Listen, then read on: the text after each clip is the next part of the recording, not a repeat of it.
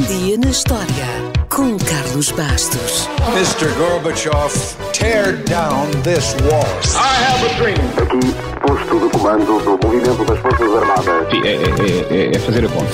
Houston, we have a problem. Yes, we can. And now for something completely different. A 19 de dezembro de 1843, chegava às livrarias um conto de Natal de Charles Dickens. No entanto, apesar de as 6.000 cópias iniciais terem vendido rapidamente, a primeira edição não encheu os bolsos de Dickens. E porquê? Primeiro, por causa das comissões que os editores receberam.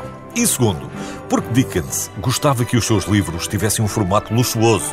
Ele queria uma encadernação sofisticada, letras douradas nas lombadas e nas capas, desenhos coloridos à mão ou as páginas dos títulos coloridas, entre mais um ou outro pormenor. E, sem surpresa, a coisa não ficou barata. Mas isso foi só o início, porque o livro foi tão popular que foi reimpresso 13 vezes no ano seguinte. It's about a miser, and on Christmas Eve, he meets some kind of supernatural guides. A verdade é que hoje, um conto de Natal é um clássico. Quem é que não conhece a história do avarento Ebenezer Scrooge, que na noite de Natal recebe a visita de 3 fantasmas, o do Natal passado, o do Natal presente e o do Natal futuro. E que na manhã seguinte é um homem completamente diferente, imbuído do espírito de solidariedade do Natal. A jolly ghost. What's that mean?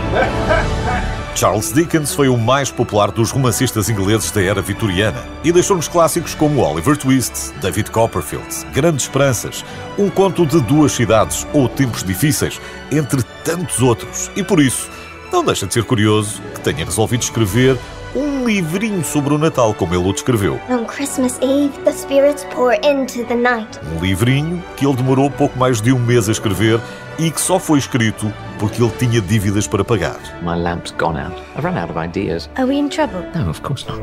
Enquanto às vezes esperamos vários anos para que alguns clássicos cheguem às prateleiras, os fãs de Harry Potter ou da Guerra dos Tronos bem se queixam, Dickens escreveu um conto de Natal em apenas 6 semanas. Ou seja, em pouco mais de 200 horas, porque ele tinha uma rotina rígida e escrevia sem parar das 9 da manhã às 2 da tarde, Dickens criou uma história que continua a ser amada pelo público já lá vão quase 2 séculos. Mr. Scrooge, how delightful to meet you, sir. Sorry, I can't say the same. You and I are going to do wonderful things together. Alguns anos depois do sucesso inicial, o próprio Charles Dickens fez leituras públicas na Câmara de Birmingham e a cada leitura, que reunia muitos fãs, ele era uma celebridade, foi sempre adaptando o texto para uma forma mais teatral, mas ele nem precisava de se ter esforçado. É que se Dickens precisou de 6 semanas para escrever um conto de Natal, também só foram precisas outras 6 semanas para um empresário levar uma adaptação aos palcos de Londres. A primeira peça esteve em cena 40 noites antes da companhia partir para Nova Iorque em digressão e um ano após a publicação do livro, 8 produções rivais da mesma peça estavam em cartaz ao mesmo tempo em Londres. Obviamente, isto ainda foi em meados do século XIX, antes da invenção do cinema. É que depois do cinema ter aparecido, já tivemos mais de 20 adaptações.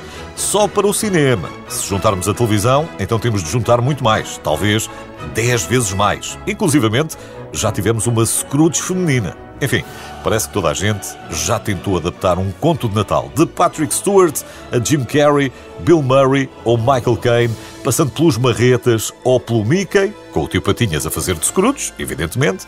Toda a gente já quis fazer a sua versão.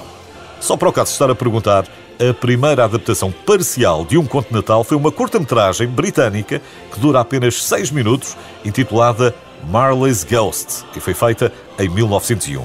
Em conclusão, Um Conto de Natal, de Charles Dickens, não é só um clássico de Natal. É uma história que mudou a forma como celebramos o Natal. Por exemplo, este foi o livro que popularizou a árvore de Natal e os cartões de Natal. E talvez ainda mais importante, pelo menos para quem fala inglês, este foi o livro que popularizou a expressão Merry Christmas. Merry, Merry Christmas to one and all. Os ingleses desejavam Feliz Natal, claro, mas diziam Happy Christmas. Só que Dickens repetiu tanto a saudação mais festiva Merry Christmas que a moda pegou. Portanto, para além de tudo o que já foi dito, o senhor ainda foi um criador de tendências. Bom, em inglês, francês, alemão ou qualquer outra língua, o que interessa mesmo é que entre no espírito desta quadra tão especial.